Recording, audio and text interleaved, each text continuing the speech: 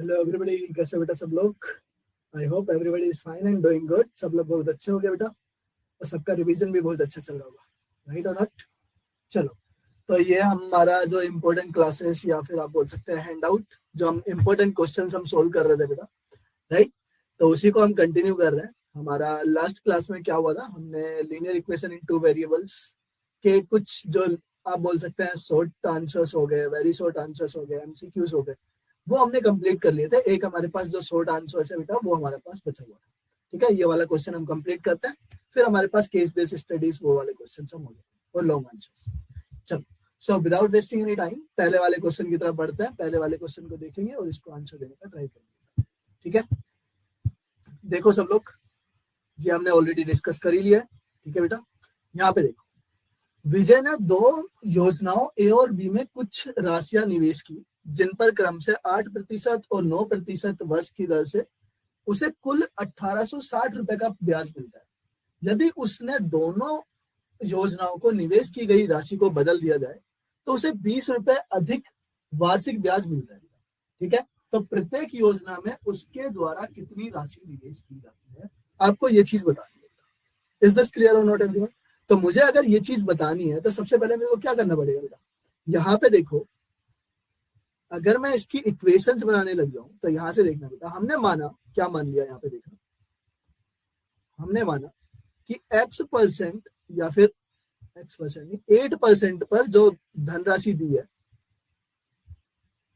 दो योजनाओं ए और बी में, जिन पर क्रम से, चलो यहाँ पे माना ए योजना में दी गई राशि,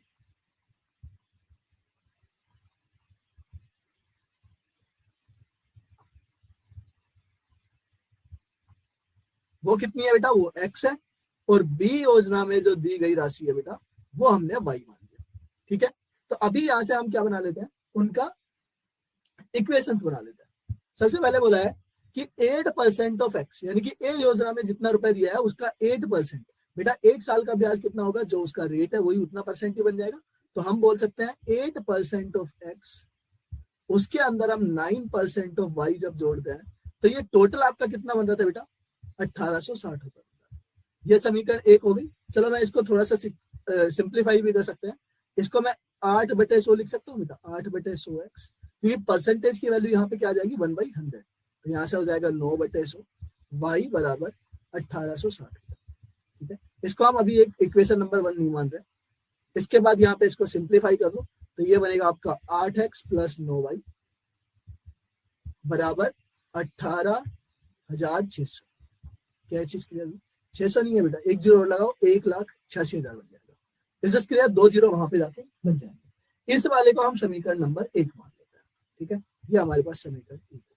दूसरे वाले की चीज, अब उसने क्या किया बेटा, उसने चेंज कर दिया, यानी कि जो पहले 8% पे था उसको 9%, और जिसको 9% था उसका 8% हो गया।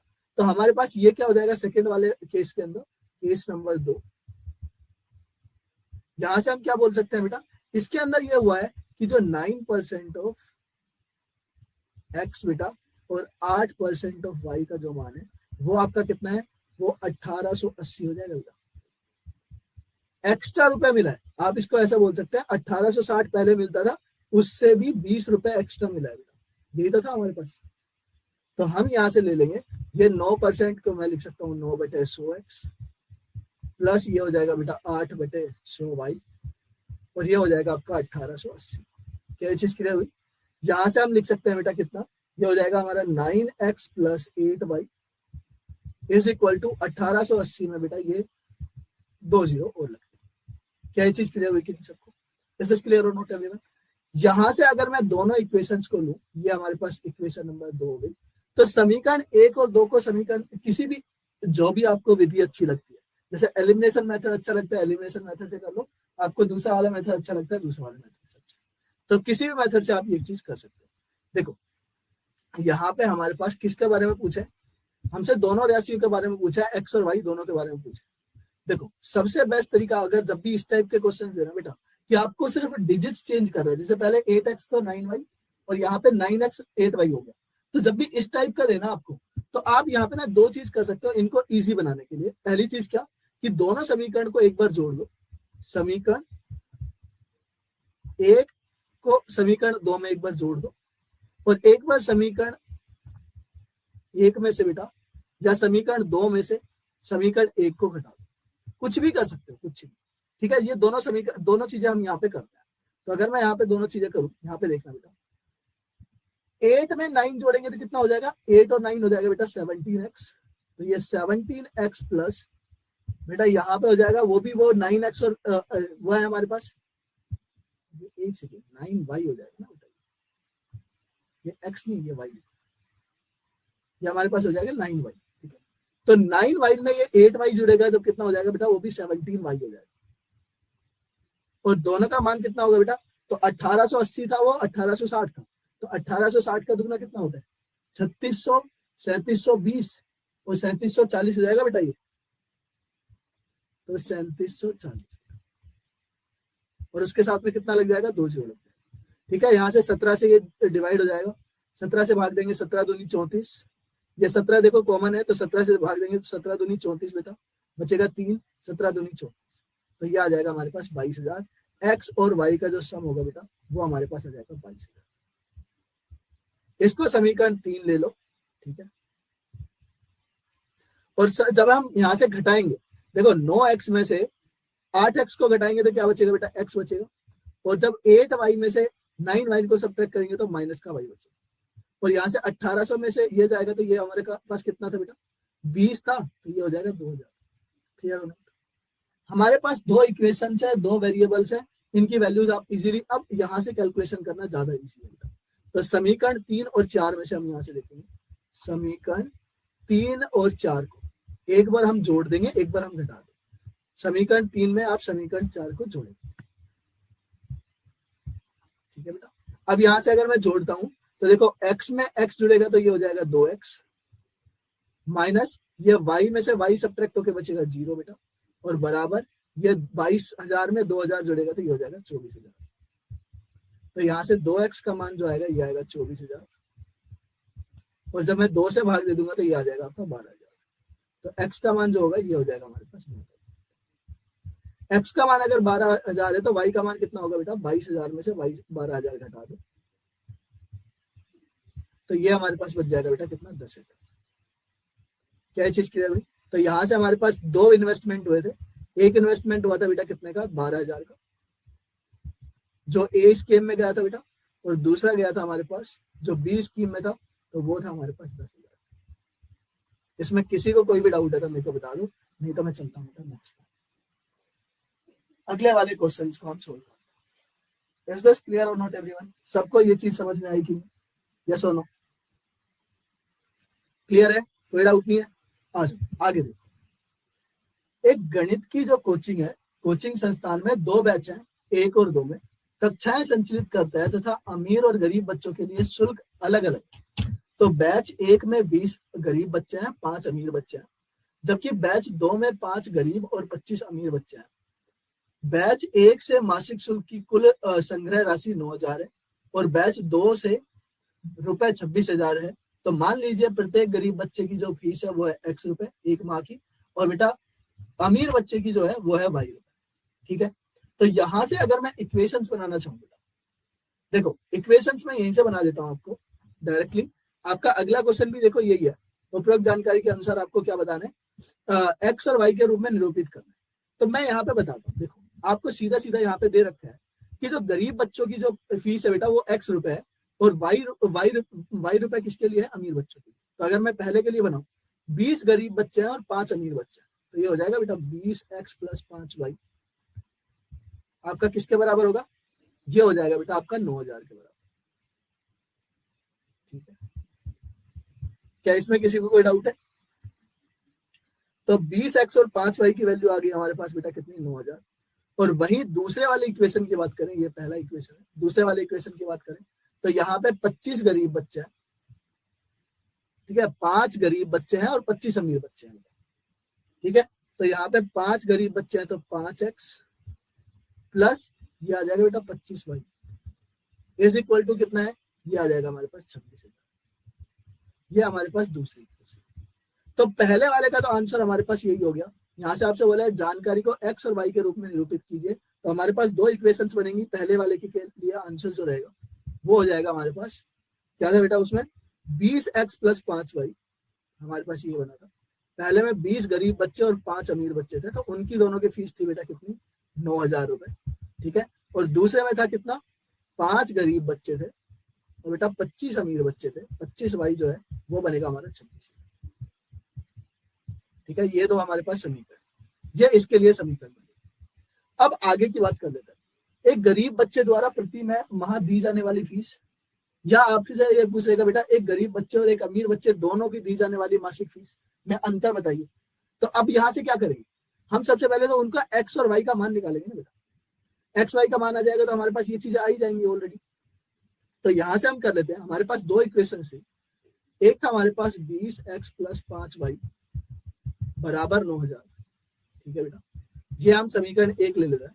एक हमारे पास था 5x प्लस 25y बराबर 26,000। यही था बेटा। देखो ये पूरा 5 से कट रहा है तो मैं 5 से इसको डिवाइड कर लेता हूँ। 5 यहाँ से कॉमन आ जाएगा इस वाले इक्वेशन में से, तो ये आ जाएगा 5 इंटू एक्स प्लस 5y बराबर 26,000। ये 5 का उधर जाके बेटा भाग दे देंगे। 5 से जब मैं भाग दूंगा तो ये बचेगा हमारे पास x प्लस 5y बराबर 26 में भाग देंगे बेटा 5 का, तो 5 पंजे 25 और 5 दूनी 10, तो ये आ जाएगा 5200 रुपए। इसको मैं समीकरण 2 ले लेता हूँ। हमारे पास दो समीकरण है, इसका एलिमिनेशन कर सकते हैं। देखो यहाँ पे दोनों के अंदर ही बेटा y क्या है, सेम है।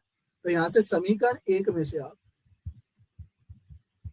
समीकरण 2 को आप घटा दो। क्या चीज क्लियर हुई? समीकरण 1 में से समीकरण 2 को घटाएंगे तो देखो 20x में से 1x जाएगा तो ये बचेगा 19x, और ये 5y में से 5y को सब्ट्रैक्ट करेंगे तो बेटा बचेगा 0। ठीक है, ये बचेगा 0। और यहां से बेटा देखो, यहां से 9,000 में से 5200 को जब मैं घटाऊंगा तो कितना बचेगा, यह बचेगा 3,800। क्या चीज क्लियर हुई? यहां से अगर मैं x की वैल्यू निकालू, x इज इक्वल टू कितना हो जाएगा, 19 से भाग देंगे तो ये आ जाएगा आपका 200। क्या ये चीज क्लियर हुई? यानी कि गरीब बच्चे की फीस कितनी है, तो गरीब बच्चे की फीस है बेटा 200 रुपया प्रति महीना। वहीं अगर मैं अमीर बच्चे की यहाँ पे फीस निकालू तो मैं यहाँ पे रख सकता हूँ, वैल्यू रख लो। यहाँ पे अगर मैं दूसरे वाले समीकरण में रखू, समीकरण 2 में x बराबर 200 रख लेता, तो यहां से आ जाएगा बेटा 200 प्लस 5x 5y बराबर 5200। यहां से हम निकालेंगे बेटा 5y का मान, तो ये 200 उधर जाके घट जाएगा तो ये बचेगा हमारे पास 5,000, और 5 से जब मैं भाग दूंगा तो कितना आ जाएगा बेटा y का मान। यानी कि एक अमीर बच्चे की एक महीने की फीस कितनी है, तो एक महीने की फीस है बेटा उसकी 1,000। Is this clear? अब यहां से मुझे क्या निकालना है, अंतर निकालना।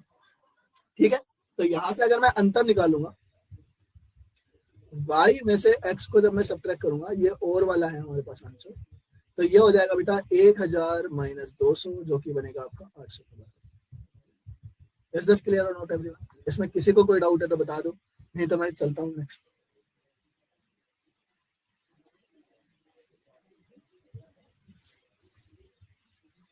क्या चीज क्लियर हुई बेटा सबको? चलो क्लियर है तो आ जाओ नेक्स्ट पे चलते हैं, अगले वाले क्वेश्चन पे चलते हैं इसी के में।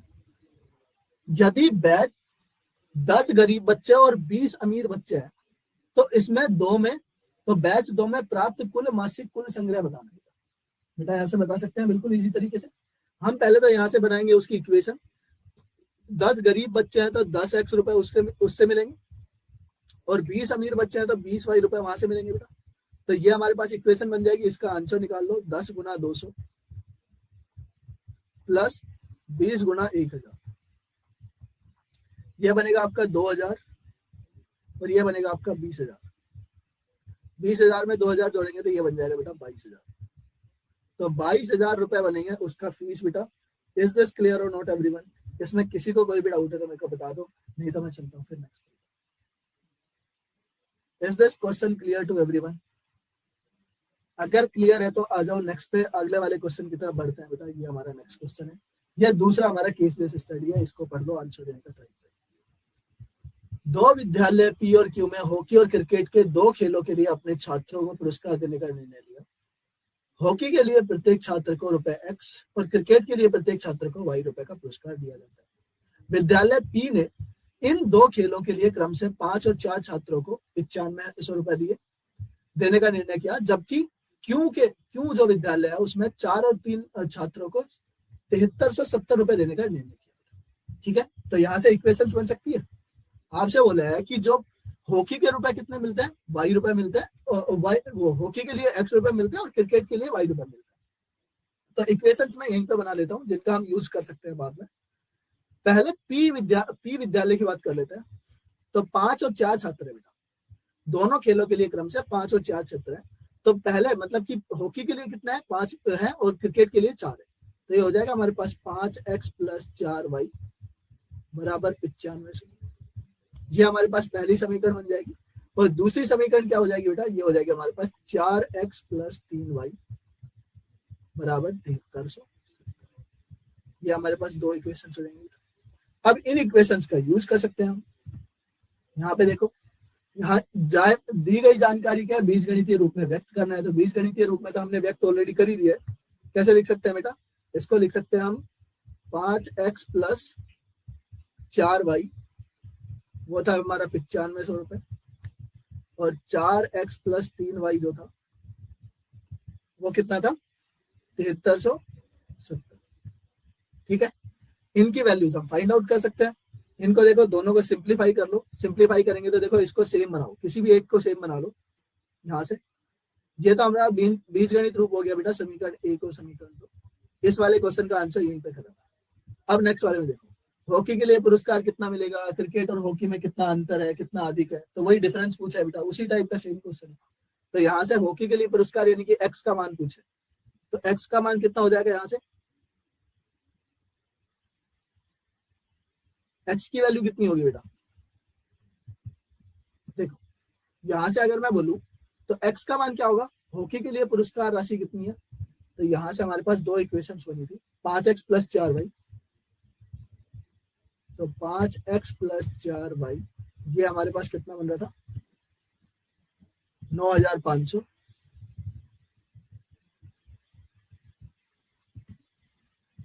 ठीक है, उसके बाद हमारे पास 4x + 3y का जो मान था बेटा, वो था 7370। इज दिस क्लियर और नॉट। चलो इनको सिंप्लीफाई कर लो। मैं इसको पूरे को मल्टीप्लाई कर देता हूँ 4 से, इसको मल्टीप्लाई कर देते हैं 3 से। ठीक है, 3 से नहीं, उसको 5 से करेंगे ना, तभी तो करेंगे बेटा। एक्स को एलिमिनेट कर रहे हैं, तो एलिमिनेशन मेथड से अगर मैं करूँ तो इसको कर देंगे हम 5 से।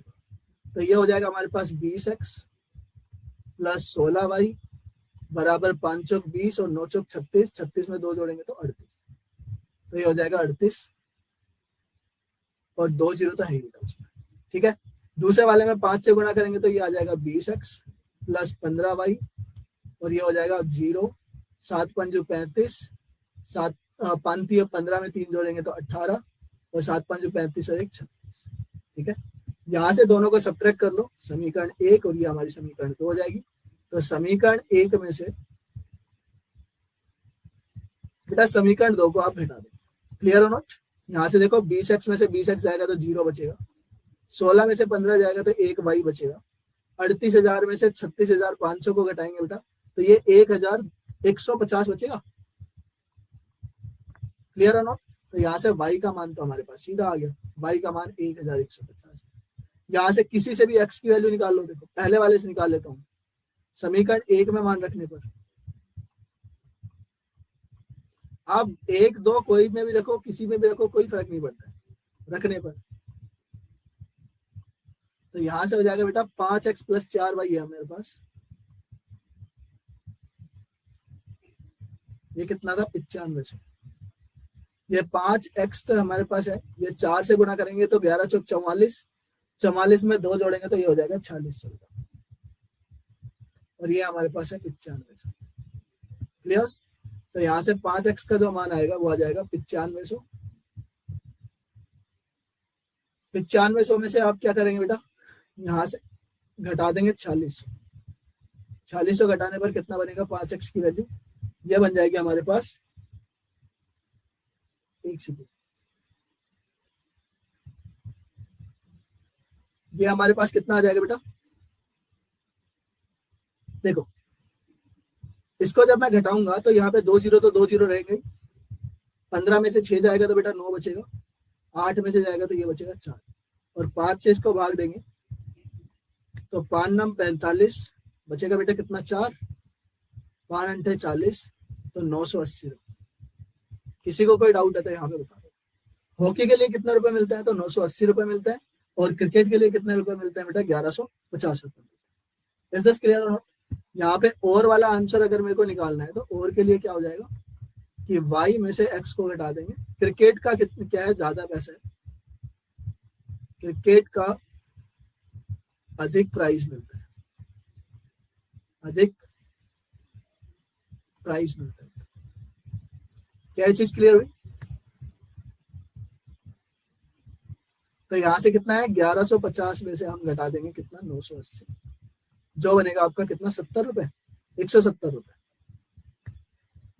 क्लियर?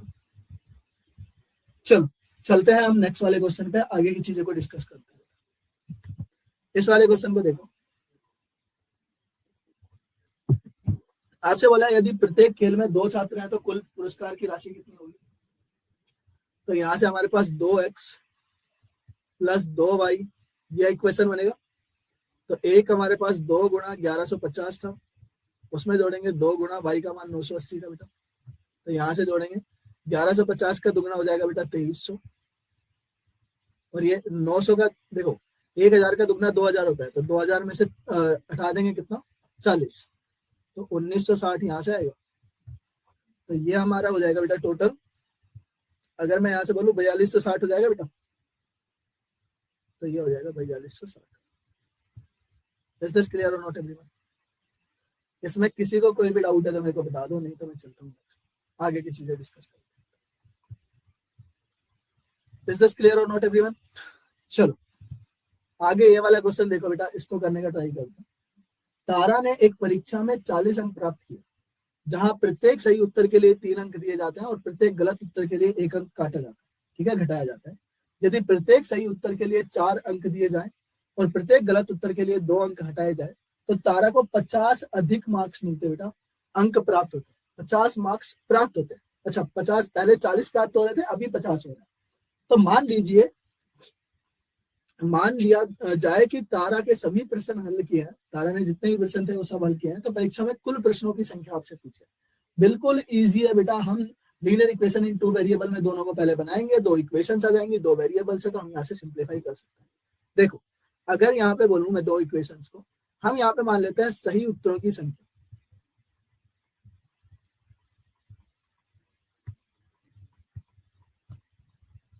तो सही उत्तरों की संख्या हम ले लेते हैं बेटा x, और गलत उत्तरों की संख्या कितनी है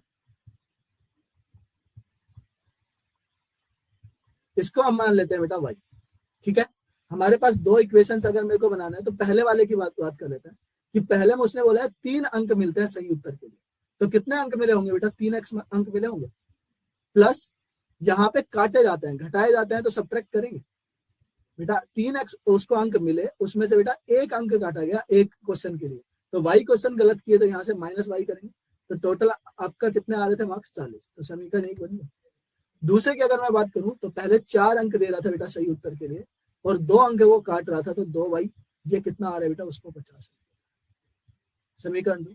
अब यहाँ से समीकरण 2 को हम सिंप्लीफाई कर लेते हैं, इसको मैं समीकरण 2 अभी नहीं लिखता हूँ, ठीक है। इसको सिंप्लीफाई करो, इसको सिंप्लीफाई करेंगे तो ये बेटा 2 से भाग जा रहा है पूरा पूरा, तो ये बन जाएगा आपका 2x माइनस वाई बराबर 50 आ जाएगा। ये हम समीकरण 2 ले लेते हैं। अब देखो समीकरण 1 और समीकरण 2 में y ये बेटा दोनों नेगेटिव है, तो मैं क्या कर लेता हूं यहां से समीकरण 1 में से आप समीकरण 2 को घटा दो बेटा। घटाएंगे तो देखो 3x में से 2x जाएगा तो 1x बचेगा, ये y में से y सब्ट्रैक्ट हो जाएगा तो बेटा 0 ही बचेगा, और ये 40 में से 50 जाएगा तो कितना बचेगा 1 सेकेंड 2x। अच्छा इसमें से 2 का भाग देंगे ना, 2 कॉमन दिया तो ये 25 बचेगा बेटा, ये 50 का 25 हो जाएगा, तो यहां से 40 में से 25 जाएगा तो बेटा कितना बच जाएगा 15 हो जाएगा, ठीक है। यानी कि सही उत्तरों की संख्या कितनी है तो वो है हमारे पास 15। अब इसको देखो निकाल लो किसी से भी, आपको पहले वाले से निकालना है पहले वाले से निकाल लो, सेकंड वाले से निकालना है सेकंड वाले से निकाल लो, तो यहां से समीकरण 1 में हम रख लेते हैं, समीकरण 1 में x बराबर 15 रख लेते हैं। अब यहाँ पे रखूंगा तो ये हो जाएगा 2 गुणा 15 माइनस वाई बराबर 25। समीकरण 2 में रख दिया तो समीकरण 2 लिख लेना, कोई दिक्कत नहीं, किसी में भी रख दो कोई फर्क नहीं पड़ता। तो आएगा 30 और ये 25 इधर आके सब्ट्रैक्ट हो जाएगा, तो y का मान कितना आ गया बेटा, ये आ गया 5। हमसे कुल प्रश्नों की संख्या पूछी है, तो कुल प्रश्न कितना होंगे बेटा, सही और गलत दोनों को मिला देंगे, तो कुल प्रश्नों की जो संख्या होगी बेटा वो हो जाएगी हमारे पास 20 प्लस 15 प्लस 5, टोटल हो जाएगा 20। क्या ये चीज क्लियर हुई कि? तो कुल प्रश्न है 20। इसमें किसी को कोई डाउट है तो मेरे को बता दो, नहीं तो मैं चलता हूँ बेटा नेक्स्ट। हमारा इस वाले चैप्टर का लास्ट क्वेश्चन करते हैं, ठीक है। ये वाला क्वेश्चन मैंने एक ऑब्जर्वेशन से बनाया बेटा, ठीक है, आपके कोई भी एग्जाम्स में नहीं आया, बट हाँ चांसेस है आने के। बहुत अच्छा क्वेश्चन है ये, मतलब कि इसके चांसेस बन जाते हैं, क्योंकि रिसेंट पेपरों में ये ना बहुत सारे एग्जाम्स में पूछा जाता है, ठीक है। आपके में इसमें नहीं पूछा गया अभी तक, बट हाँ पूछने के चांसेस बन जाते हैं। तो इस वाले क्वेश्चन को एक बार पढ़ो, आंसर देने का ट्राई करो। 2 मोमबत्तियां समान लंबाई की है और समान मोटाई की है, ठीक है। पहली मोमबत्ती 5 घंटे में पूरी जलती है और दूसरी जो मोमबत्ती है वो 3 घंटे में पूरी जलती है, ठीक है बेटा। चलो दोनों को एक साथ जलाया जाए और हमें वह समय मिनटों में निकालना है जब पहली मोमबत्ती की बची हुई जो लंबाई है दूसरी मोमबत्ती की तुलना में 3 गुनी होगी, ठीक है। क्लियर हुआ, चीजें समझ में आएगी बेटा, एक बार वापस से पढ़ लो और अच्छे से समझ में आएगा। 2 हमारे पास समान लंबाई समान मोटाई की, मतलब हमारे पास क्या है बेटा, या बोल सकते हैं 2 मोमबत्ती हमने ली आइडेंटिकल, बिल्कुल सी। उसमें से एक मोमबत्ती कैसी है, एक मोमबत्ती है 5 घंटे में पूरी जलती है और दूसरी मोमबत्ती 3 घंटे में पूरी जलती है। क्या चीज समझ में आई? तो दोनों को एक साथ जलाने पर हमारे पास जो टाइम है उस टाइम को हमें निकालना है जब पहली वाली जो मोमबत्ती है, जो बची हुई मोमबत्ती है, जलने के बाद जो बची हुई मोमबत्ती है वो दूसरी हुई की जो बची हुई लंबाई है बेटा उसका 3 गुना है। क्या चीज क्लियर हुई? चलो अब देखते हैं, करते हैं। सबसे पहले अगर मैं बात करूं बेटा, पहले मोमबत्ती, दोनों मोमबत्तियों की लंबाई मान ले, यहाँ पे माना मोमबत्तियों की लंबाई,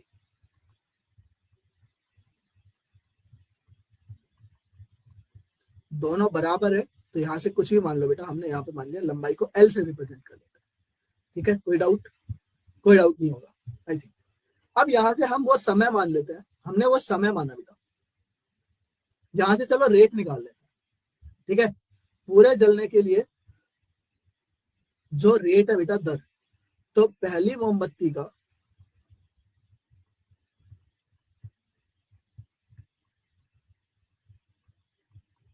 जो जलने का दर है वो कितना होगा बेटा, पूरी मोमबत्ती 5 घंटे में जलती है तो ये हो जाएगा L/5। 1 घंटे में कितनी जलेगी, L/5। अगर वही चीज दूसरी वाले के लिए बात करूं मैं, दूसरी मोमबत्ती का जलने का जो दर है ये कितना होगा बेटा, ये हो जाएगा आपका L/3। कोई डाउट है यहाँ तक? आई होप सबको ये चीज समझ में आई। अब यहां से हमने क्या माना, हमने वो टाइम माना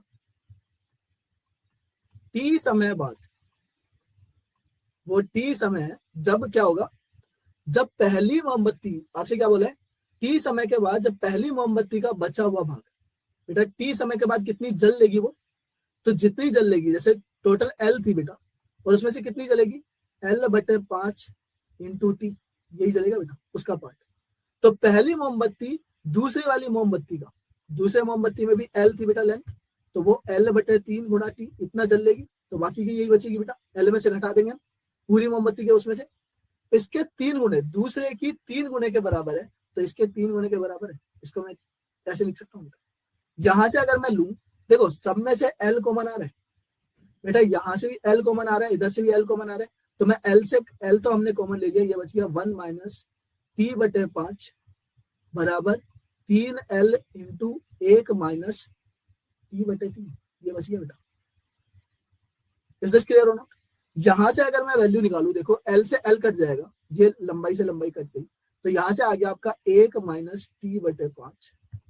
इधर से 3 को अंदर गुणा करेंगे तो 3 माइनस टी आ जाएगा बेटा। ये 3 से 3 कट के टी बच गया।